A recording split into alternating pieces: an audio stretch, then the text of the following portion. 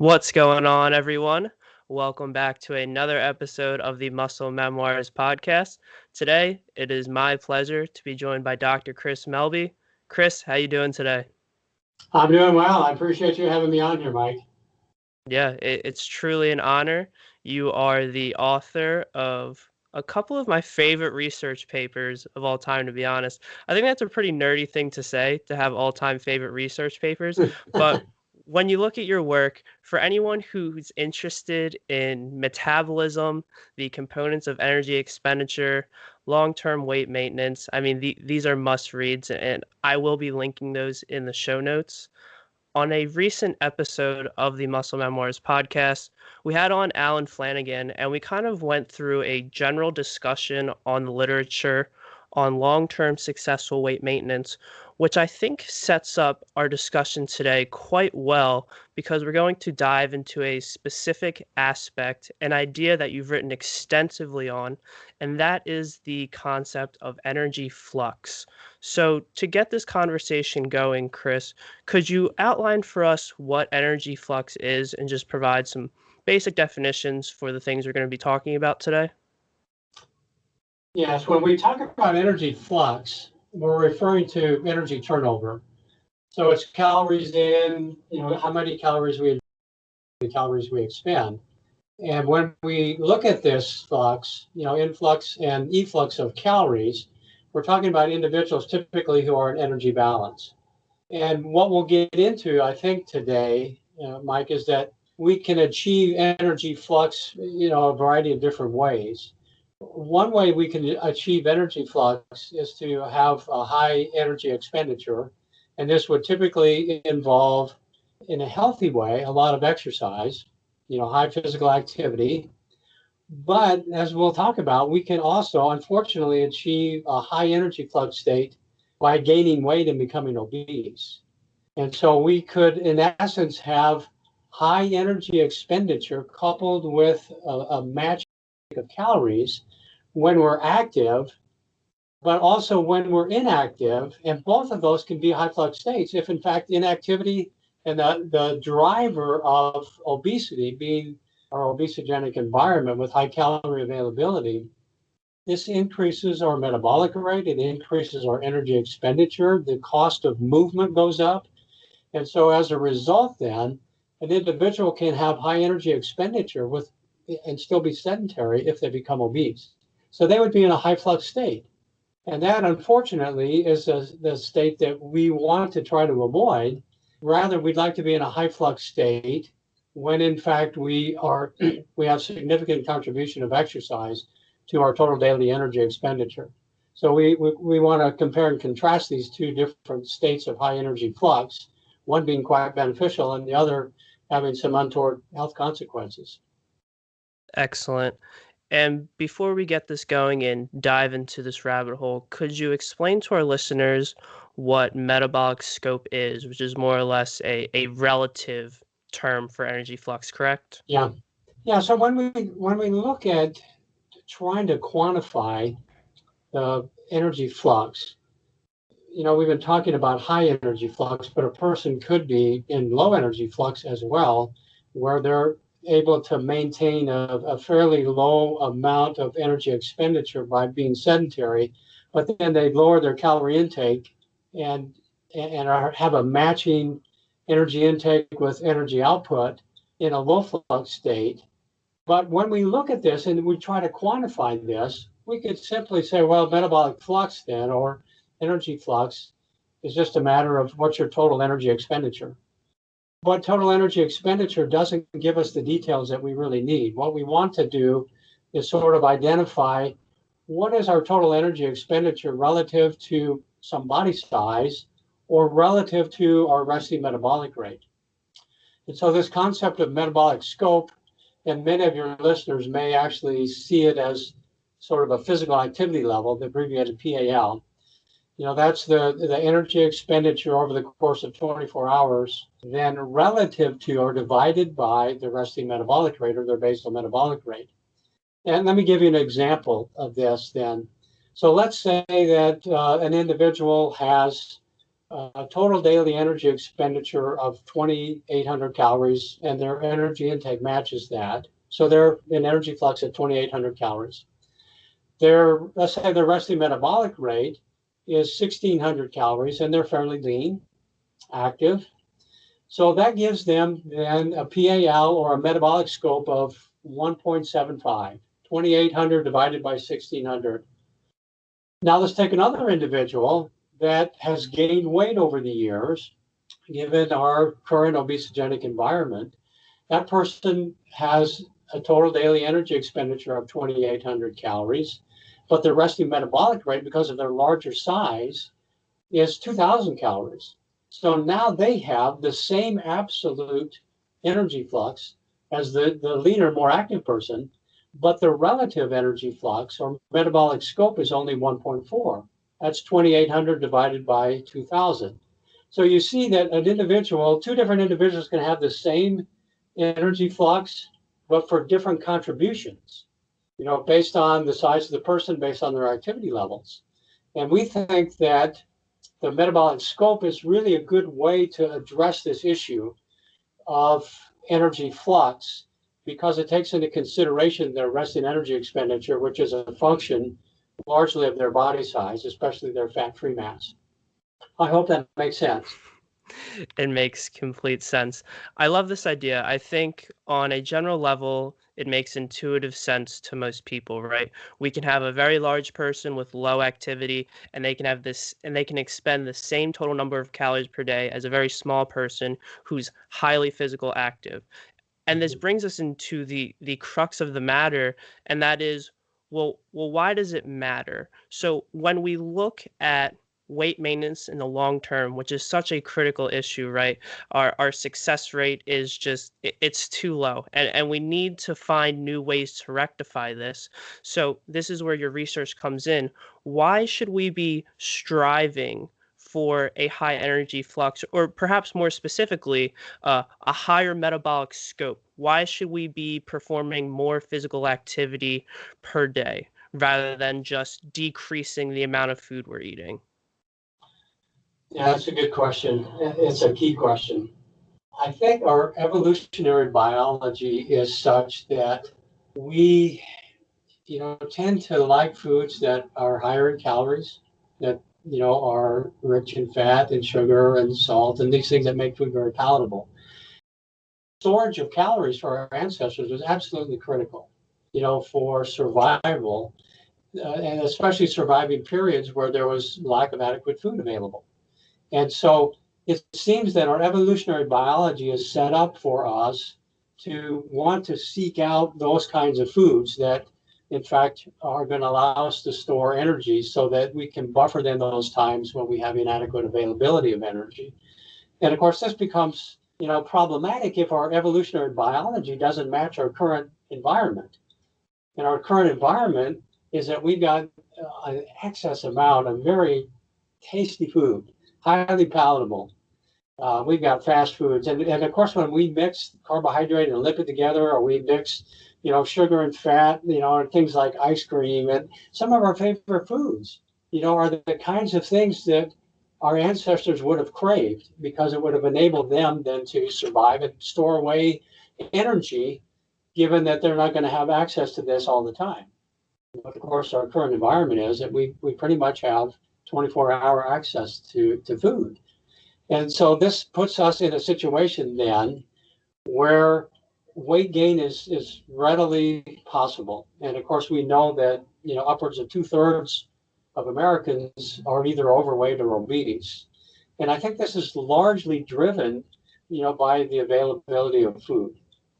So if that's the case, then we tend to then increase our energy intake, and it has caused us to gain weight over the course of years of our lives. And then now we're trying to lose weight. And so what do? We go on a diet. Now diets work.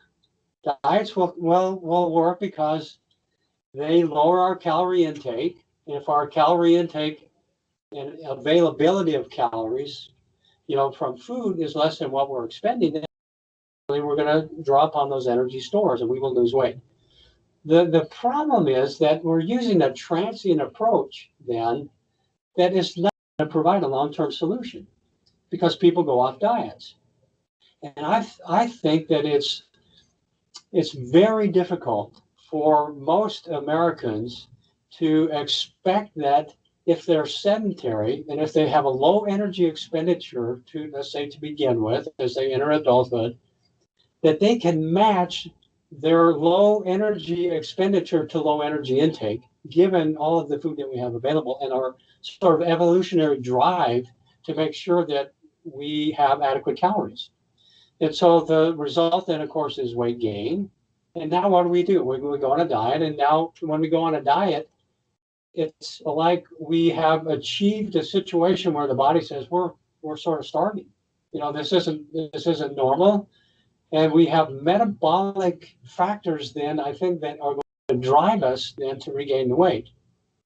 Now, this gets into the concept that I certainly didn't develop this concept, but have been involved in many discussions with Jim Hill and others, around the country on the concept of the energy gap. So when people lose weight, then they are lowering their calorie intake and they're losing weight. But unfortunately now, what happens is there's an increase in the drive for food. And that is expressed by an increase in hunger and a decrease in satiety. At the same time, there is a decrease in our energy expenditure. So we have these metabolic adaptations that occur to dieting that now create this gap of energy where we now desire more calories than we require.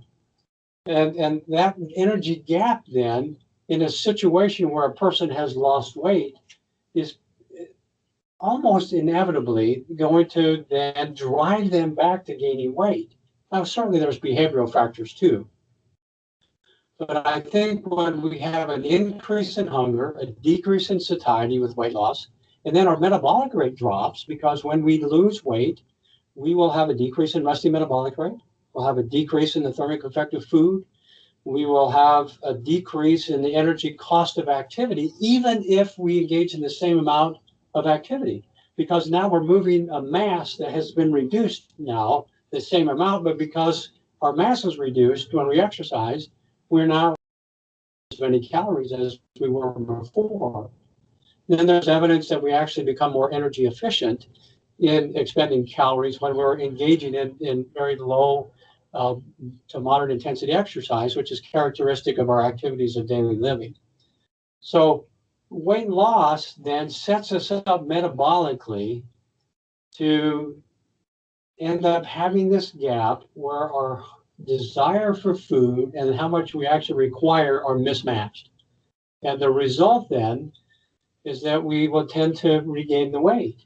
And if we regain the weight, eventually we're going to hit an equilibrium where our energy intake now, which is being driven again by our desire for more food and the obesogenic environment that we live in, that's going to cause weight gain. And now eventually our energy expenditure is matched to our energy intake, but it's at the cost of gaining the weight back. And I think that this is one of the major reasons that individuals tend to gain the weight back and are unable to maintain long-term weight loss. And so it's like we have some metabolic factors that are countering our willpower, and our willpower just oftentimes is not adequate.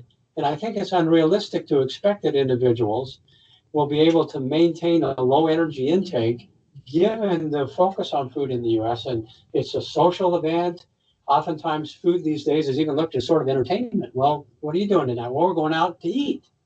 And then even our beverages can provide us a lot of calories. Our ancestors' beverages were primarily to satisfy our sense of thirst.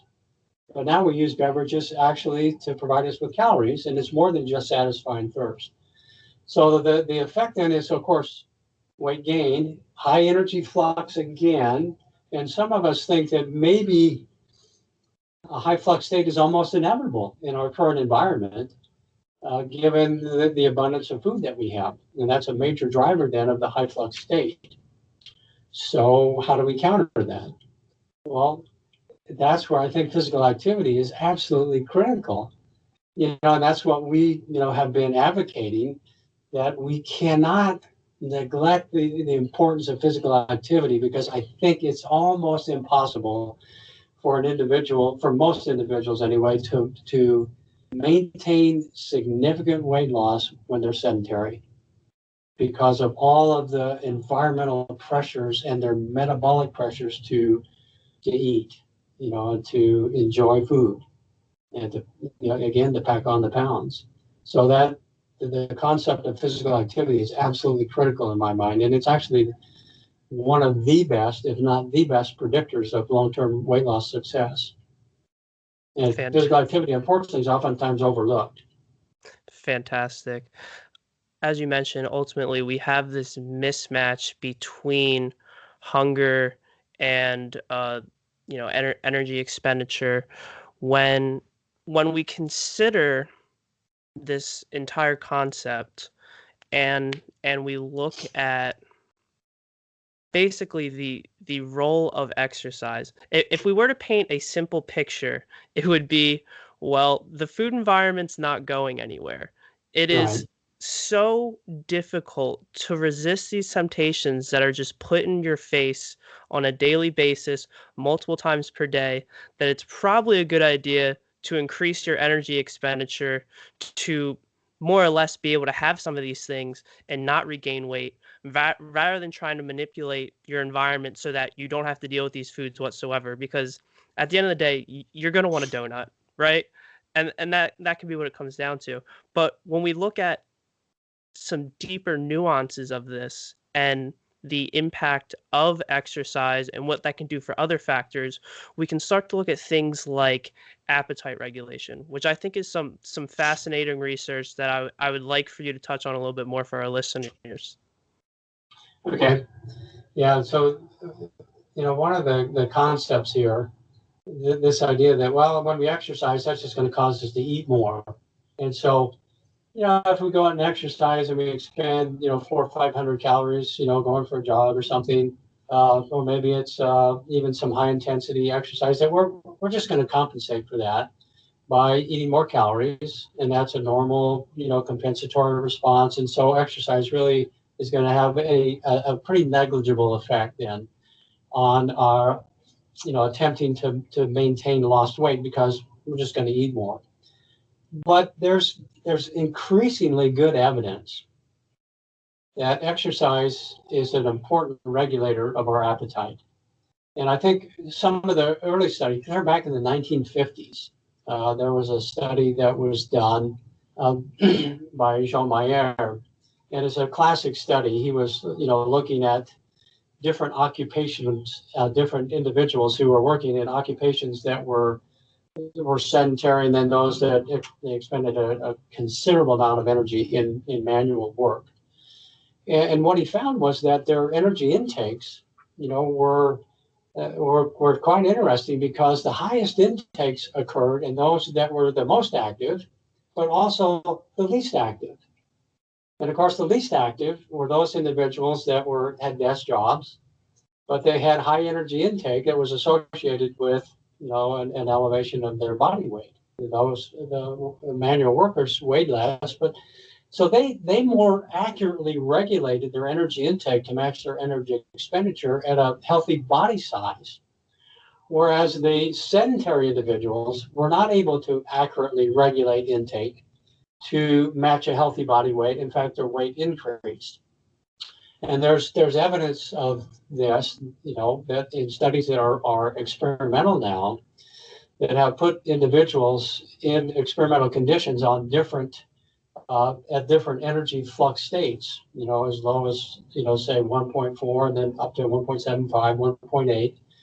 And what is found is that when individuals are maintained in a sedentary state at a fairly low metabolic scope, say 1.35, 1.3, and then they're fed ad libitum, they overconsume. So they can eat, however many calories they want, under these experimental conditions. Whereas now, if their metabolic scope is increased, not by weight gain, but by exercise, up to 1.75, 1.8. These individuals now match their energy intake to match their energy expenditure. And so they're not overfed. They're not in a positive calorie balance. So these are insightful studies, I think, that suggest to us that yes, there clearly is an impact of physical activity and exercise on appetite regulation, but we most likely more accurately regulate our energy intake to match energy expenditure when we're physically active. When we're sedentary, it's very difficult to match a low energy intake to that low energy expenditure without becoming obese. That then results again in a high flux state where they're now consuming far more calories. So one of the things that I think has been unfortunate is that some of the studies that have looked at sort of head-to-head comparisons, exercise versus dieting, people who diet, they lose weight more rapidly, they lose more weight.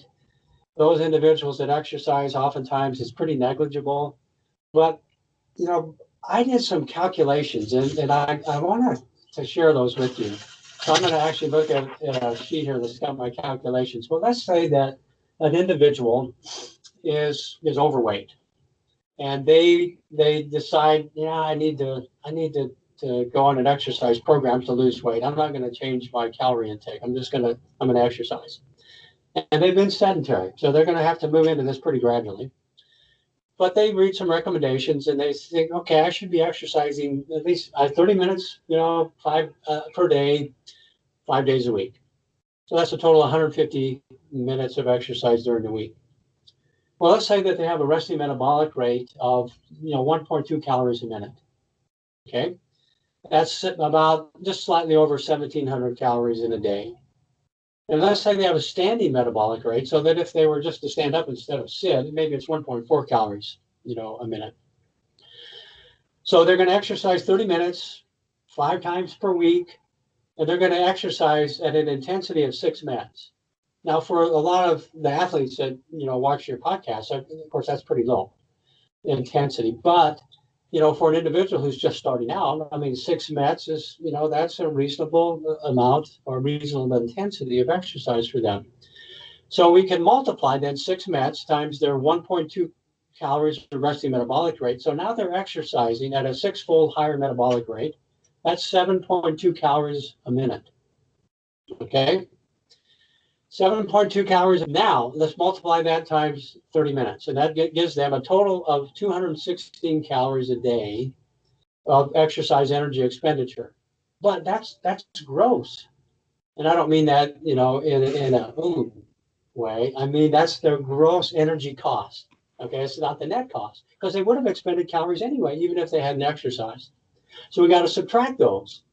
And I would say let's subtract their standing metabolic rate rather than resting, because probably during the day they wouldn't have been lying down. They may have even been walking around a little bit, but let's give them a standing, metabolic rate 1.4. So we multiply that times 30. And we have to subtract that then from their exercise, their gross energy cost of the exercise. So now that's 216 calories minus what they would have expended anyway. That gives them 174 calories in a day. Now let's multiply that times 5 days a week. Well, that's a total of 870 calories that they've expended because of 150 minutes of exercise at 6 minutes. Well, 870 calories, we can get that in a single dessert that we consume in 10 minutes. So let's put that in the context of, a real world situation where, oftentimes people overestimate how many calories they're actually expending in exercise.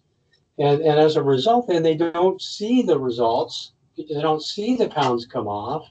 And they decide, well, exercise then is not really very useful. Well, then on top of that, there are compensatory changes that can occur. And even some of the well-controlled studies that have been done where they have actually monitored and supervised the exercise so that they know how many calories they're expending. Oftentimes, individuals lose less weight than is predicted because they compensate by being less active during other portions of the day.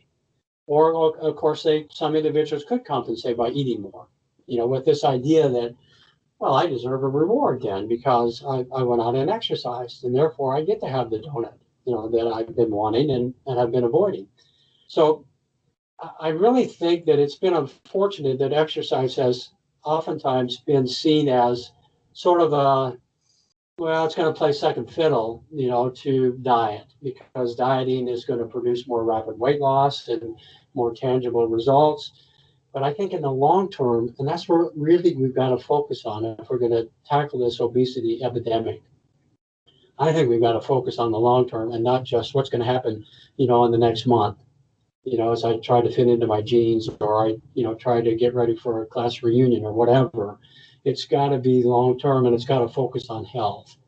And that means that physical activity, in my estimation, because of its benefits to appetite regulation, and also the understanding that we probably are going to have to increase the amount of activity that we engage in.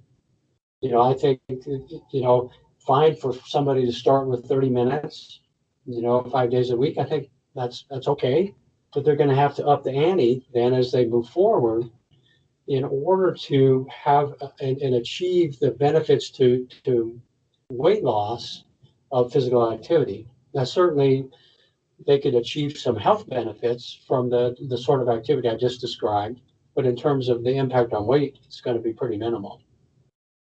Yeah, there are a few different ways I could go with this, all of them that we'll eventually get into.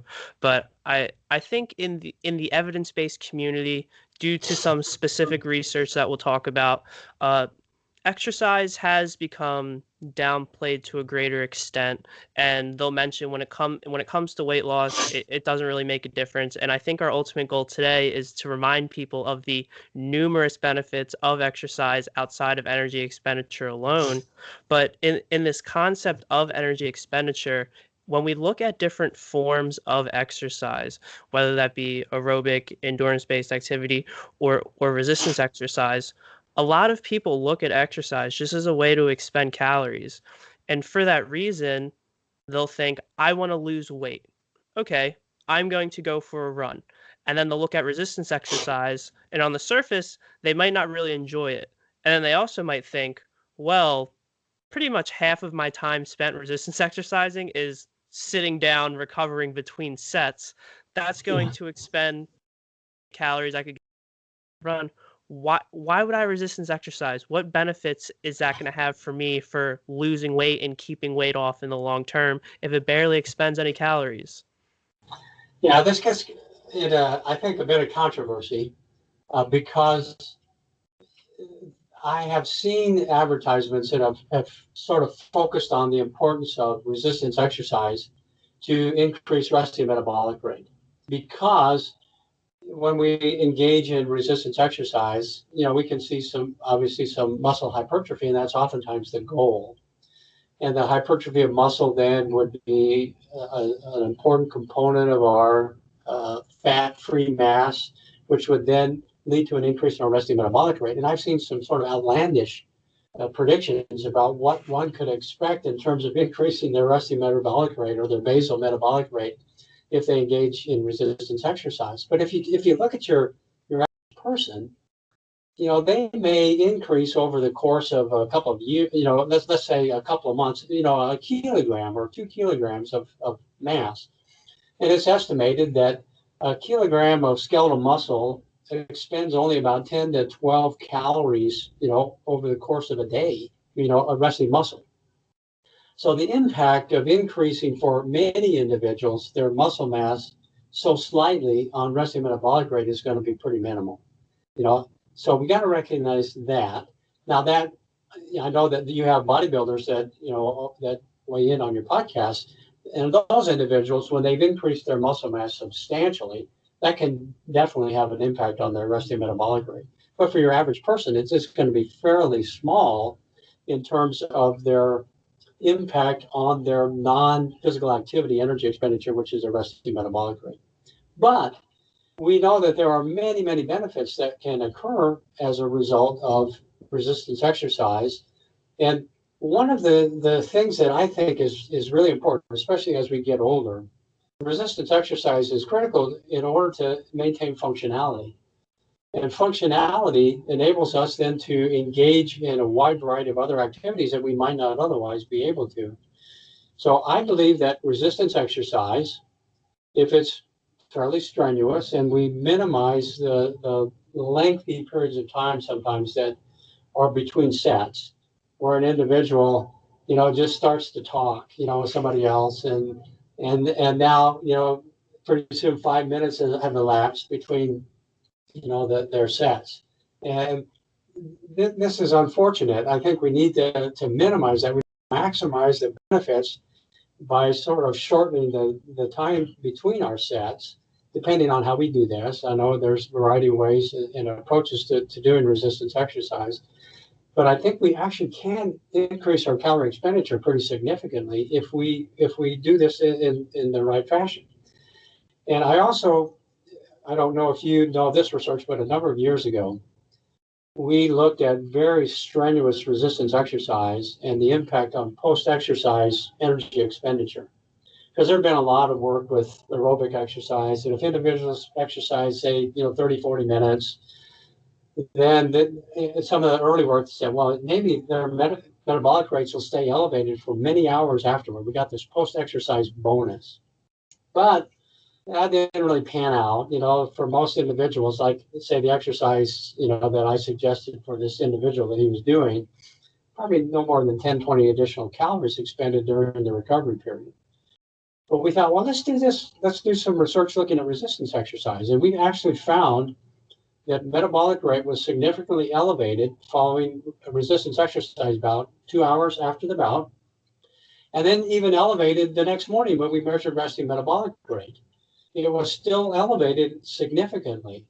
And so I think that when we look at the energy cost of any exercise, we have to go beyond looking at what is just the cost of the exercise bout itself. What's happening during the exercise is obviously important, but I think also what's happening during the recovery period.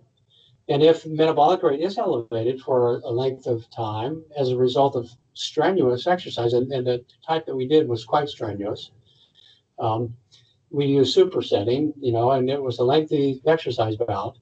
I think probably a lot of individuals who are just starting out wouldn't be able to engage in that type of activity. But nevertheless, I think we shortchange exercise when we only focus on energy expenditure during the bout itself. We don't look at what's happening during recovery. And you would know about this. We also found that the RER values the following morning were significantly lower than they were the morning prior to the exercise, indicating that proportionally more of their oxygen was being used to oxidize fatty acids. Well, of course, when we lift weights, we don't even think much about fat oxidation, glycogen, creatine, phosphate. But what are the implications then of the resistance exercise during the recovery period when, we've got elevation of sympathetic nervous system activity and circulating epinephrine that stimulates lipolysis? And so I think that that resistance exercise plays a really important role in terms of functionality. I think it can contribute to an increase in our fat-free mass, which can be important because there's some regulation of appetite by that, which I think, we should talk about. And then I think, in addition, if we do it right, it can actually contribute to significant calorie expenditure. And it also gives us a sense of accomplishment, and it's something that we find enjoyable, or many individuals find enjoyable. Absolutely. I remember seeing a post from the International Society of Sports Nutrition in regard to, this increase in RMR from increases in fat-free mass. And to put in perspective, they were like, for each pound of fat-free mass that you add, you've earned an extra cherry tomato per day. Yeah. Which I think is a great way to put it in perspective, because this is something that it's true, but it's definitely been overblown by a lot of practitioners who weren't really aware of the specific research on the topic and just how much of an increase in energy expenditure they're getting from adding fat-free mass. I want to stick to this concept of the long-term implications of resistance exercise. You mentioned there that this as well can have some positive effects on appetite regulation, but another pretty interesting concept here here is the idea of collateral fattening. So can you discuss the potential benefits of keeping in resistance exercise during the weight loss phase and the benefits of retaining fat-free mass for long-term weight maintenance because of this idea of collateral fattening? Okay, so if it's okay, Mike, can I back up a little bit and just mention this idea of how fat-free mass regulates appetite?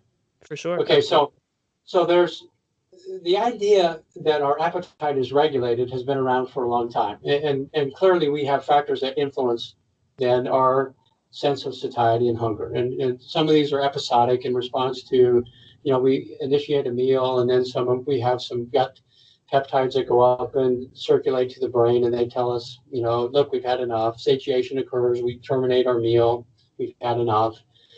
And factors that influence satiety, then how long are we able to go before we now want to initiate, a meal again. So we know that these things occur. And also there's been sort of the focus primarily on fat, that fat regulates, then our appetite. As we increase our fat mass, we're going to produce more leptin.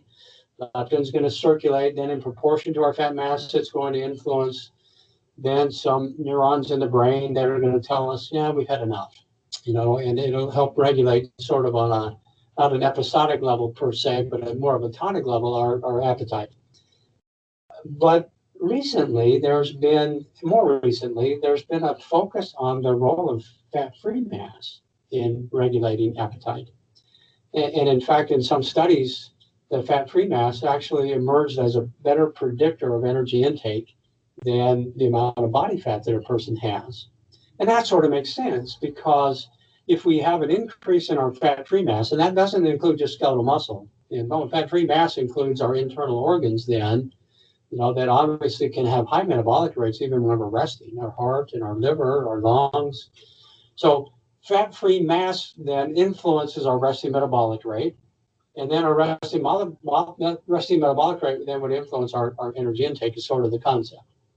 Okay, so in a situation where we've got all this abundance of food in our society, which we've been talking about, and a person now gains weight, their fat-free mass goes up along with their fat mass.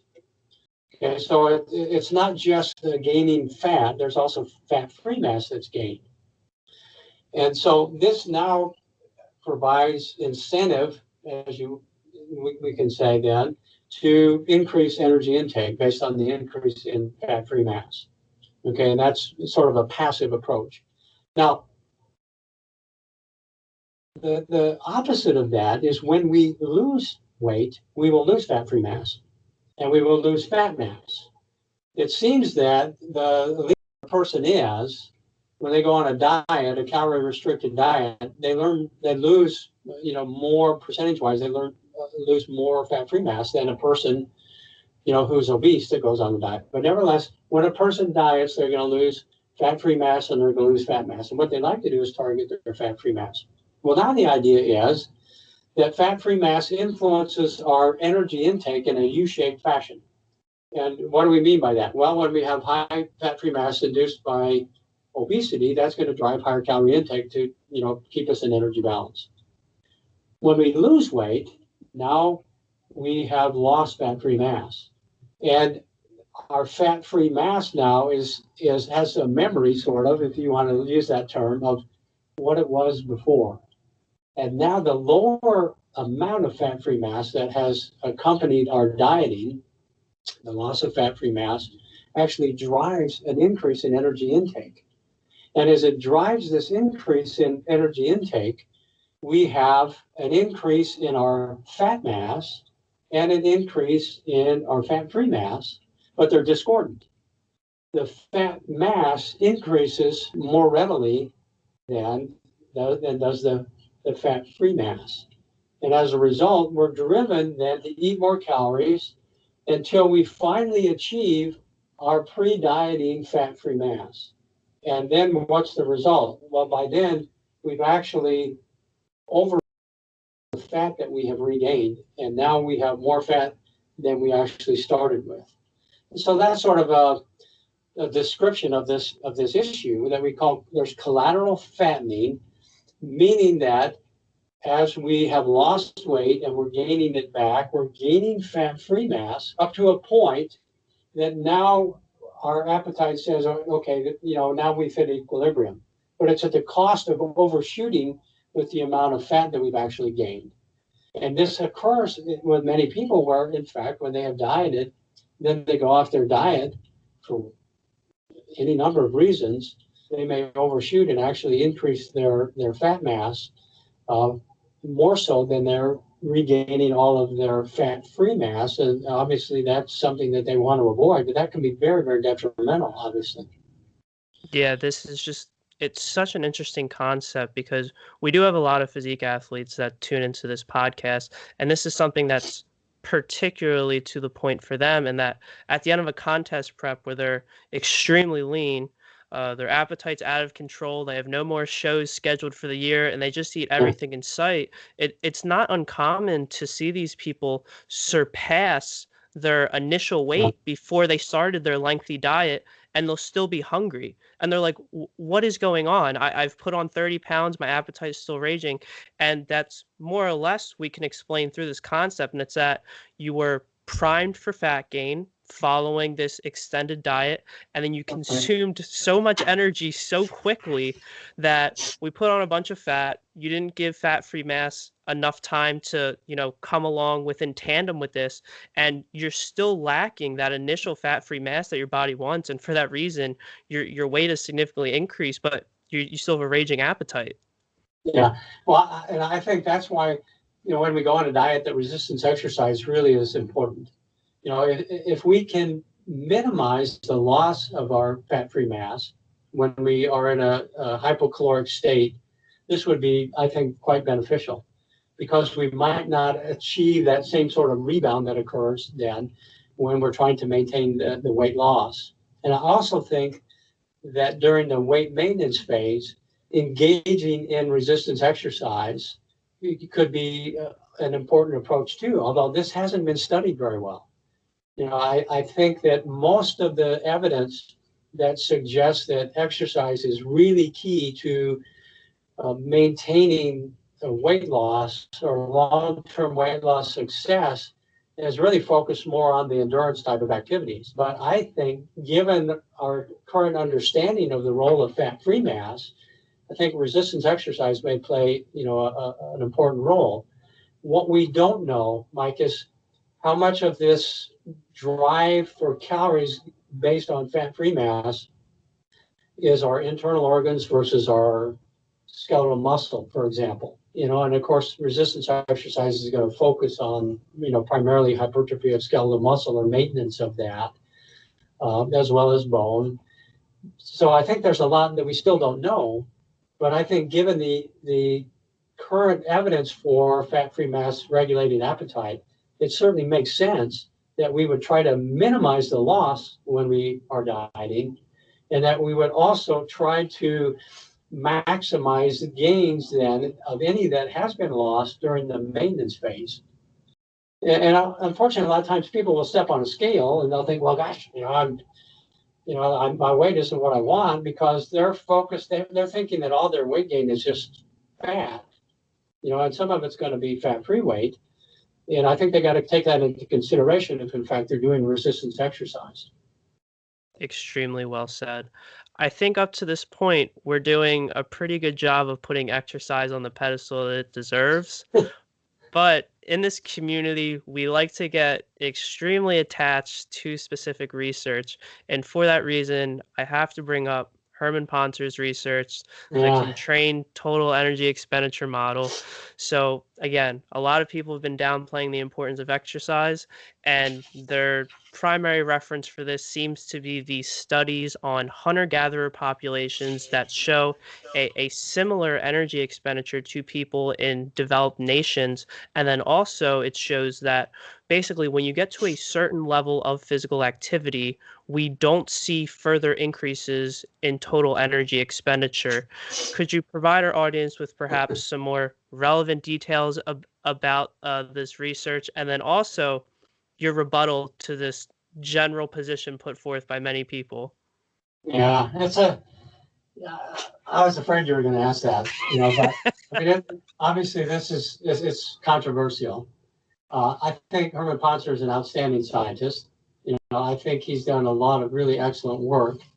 And I think from an evolutionary biology standpoint, it sort of makes sense that if in fact, our ancestors had limited access to food and they had to work hard to obtain it, that under situations where they had to work really hard, there would be some sort of metabolic adaptation that would enable them to maintain a lower energy expenditure so that they could survive.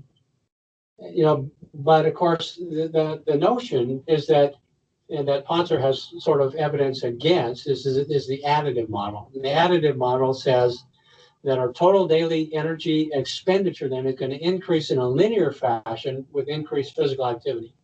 So that, if an individual exercises and they expend 300 calories, that will just add that 300 net calories to their total daily energy expenditure. But if they exercise and expend 600 calories, then that's 600. If they expend 1,000 calories, well, we'll just add 1,000 calories to that. And Ponzer says, no, not so fast. Because there's evidence that, yes, there's a linear response up to a point. And then when that point is reached, then there's compensatory changes that result then in a decrease in non-physical activity energy expenditure that then cap the total amount of daily energy expenditure that a person can achieve. That's sort of putting it in a nutshell. And so the idea then is that, if individuals who are very active then expend the same number of calories, in a hunter-gatherer sort of population, or subsistence farming, something like this, versus, sedentary American. How can they be expending the same amount of calories when in fact they're so much greater? Well, I think, first of all, the metabolic scope could be quite different, because let me give you an example. So we have done some work recently. I've done some work in South America, in some high altitude areas in the Andes, in women, and we're interested in the nutrition transition, where they, are starting to transition to a more Western type of diet, like we have here in the U.S., away from ancestral dietary patterns. And there are some drawbacks to it, and there's some benefits to that. But these women tend to be very active, working in the field, and to spend a lot of time walking in, but they're very small in body size. So my concern is that if we, control for body size for this, is that we sort of neglect how much of that total daily energy expenditure between this population here and this population is because of physical activity versus non-physical activity, and an increase in resting metabolic rate over here that is, accompanied a higher body mass. And I know that Dr. Ponzer has taken these things into consideration, but here's my take on it. I think that if we have an individual who's sedentary, they may have a calorie expenditure metabolic scope of 1.35, 1.4, that they can potentially increase their metabolic scope up to 1.75, 1.8 before they hit that plateau, where they compensate by reducing their non-physical activity energy expenditure. And the result would be that the majority of people then could benefit from physical activity, because their increase is going to contribute to an increase in their total daily energy expenditure until they hit that point of maybe it's 1.8. It depends on the person. I don't think we have a really good concept of what is the point at which we see now a plateau in their, with increasing energy expenditure, now their total daily energy expenditure doesn't increase anymore. So I think we need more research on that. But in one of our papers, we suggested that probably the majority of people could benefit with physical activity that approaches a metabolic scope of 1.8, maybe even up to 2, without seeing then this decrease and therefore hitting that plateau. So I think that Yeah, Dr. Ponzer is, again, he's a great scientist. I think he's done some excellent work, and it fits very well with our understanding about adaptations. But I think there's also some evidence. I mean, years ago, we did a study in elite cyclists, and we put them in high flux situation, uh, and their resting metabolic rates actually went up when they were in a high flux state where they were exercising. They exercised 90 minutes on a cycloergometer to 75% of their VO2 maxes. Their calorie expenditure during that period of time, those days that they were exercising like that, was over 4,000 calories. So they're in high flux, energy balance, and their resting metabolic rates were elevated. They didn't go the other direction. Now, that's a short term study, and I know his studies are more ecological that gets at more the long term, but they're also not as experimental.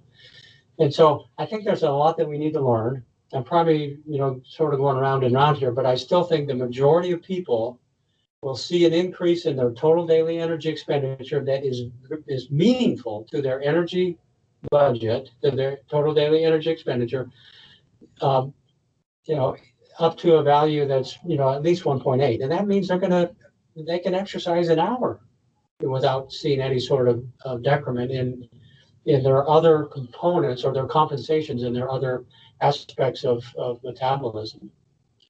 I think So that's we also have to recognize that part of this could be, Mike, I think that some individuals have this idea that just like with food, I've exercised, therefore, I can afford to have eat more and have these donuts or bowls of ice cream or whatever. I think there are some individuals also that when they exercise, they think, okay, I did it. I don't have to park at the far end of a parking lot. I don't have to take the dog for as long a walk. I already did my exercise. And so that's a behavioral compensation, not a metabolic compensation. And so in one of the studies that we did where we had people lose weight and then we maintained their weight loss for a period of time, and then we put them in high and low flux states, we had them achieve a high flux state at about 1.7 metabolic scope, and that included walking on a treadmill and also engaging in increased amount of steps in their carrying out their daily activities. And then I think most individuals found that that was actually a reasonable approach that included both exercise and non-exercise activity, increasing the activities of daily living to achieve that metabolic scope. So I think there are ways that we can counteract, this tendency to not expend as many calories, when we start an exercise program.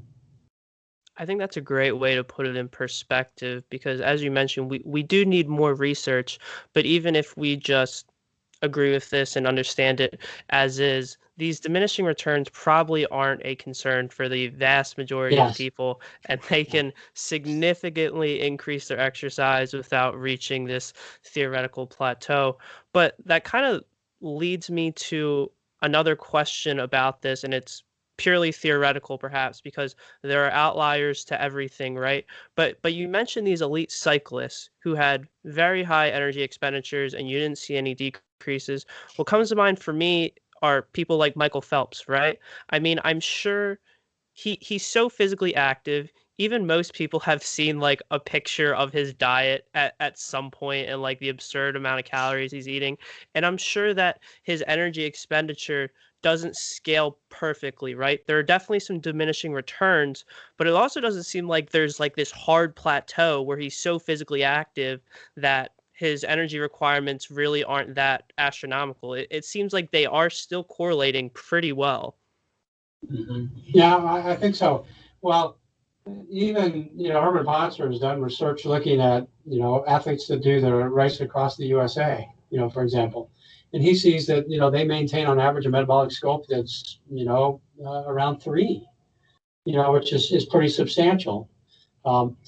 Now, your average person is going to be able to do that, but we go back to the issue again, though. I think that it isn't just a matter of energy expenditure that we benefit from when we exercise. But I do think that we can regulate our calorie intake to more accurately match our expenditure when we maintain a very active lifestyle, as opposed to being sedentary. I think our evolutionary biology pushes us, to consume too many calories when we're sedentary. We cannot match that very well. But being an active individual enables us to achieve that high energy flux that we're tending to be driven toward without the accumulation of untoward amounts of body fat that then have, unfortunately, some negative consequences when it comes to health. Absolutely. Chris, I have one more question for you today. It's a question that I've been throwing out to all of my guests who are also prolific nutrition researchers, and that is, when we look at the current obesity crisis, we see these rates that are incrementally rising every year. It's quite clear that what we're doing isn't working. How do we attenuate this issue? Should we be shifting our research focus to another area? And perhaps your answer will be reiterating our main points from today and emphasizing the importance of physical activity, or maybe something else immediately comes to mind. I know this could potentially be a whole nother podcast in itself, but what's in your mind right now? Wow, that's a tough call. I think there's a lot of research that's being focused on what we can do with this epidemic. The epidemic in many ways, I think, is again a mismatch between our environment and our genetics and our epigenetics. For many people, not for everybody. What we see is that there's a lot of individual variability in response. And I think one of the things that we need to understand much better than we do is to look at why some people respond so differently than others. How is it that an individual here that has a modest amount of physical activity remains lean? What is it in them that then could potentially be discovered that could benefit others? So I think understanding variability in responses to caloric deficits and caloric excesses is really key. I think gaining a better understanding of sort of the epigenetic aspects, gene regulation that sort of programs an individual to live with a metabolism that is fairly slow, and what could be done in that regard that could influence this. I think we need to find ways to help individuals deal with the highly palatability of food that is ever present. Let me give you an example. So here I'm in a nutrition department, and hopefully none of my colleagues will hear this, but and we have culinary labs where students will prepare food, and we can have the faculty staff have already eaten their lunch, but here's a culinary lab and they put it in the lounge, some of the food that was just made, and some of it's quite good. And we'll see sort of a beeline of faculty, of individuals down to the lounge to eat more food because it's available. How can we deal with this issue of availability without having some sort of natural disaster then that enables people to sort of, maintain enjoyment of food and the socializations that go with food, but at a lower calorie intake? And what are ways that we can then sort of modify the issue of this energy gap when people lose weight so that there's less hunger? It could be that dietary composition matters. It could be that, and I think one of the issues is that years ago, when we were told that, fat's kind of the enemy and carbohydrates, your good friend, we kind of went overboard on the carbohydrate, so that the increase in carbohydrate calories was disproportionate to the decrease in our fat calories. And this, led to overconsumption. And I think we really need to focus on, other ways that can help regulate our appetite. I applaud, the work on ketogenic diets, not because I think they're, great for everybody, but I think it started a whole new area of research that not only vindicated Atkins a little bit, quite a bit in some ways, but also looking at issues related to appetite regulation and issues related to total energy intake and even some dietary composition and its impact on energy expenditure. But I really think we've got to focus a lot on exercise and appetite regulation so that it becomes sort of front and center for the American public.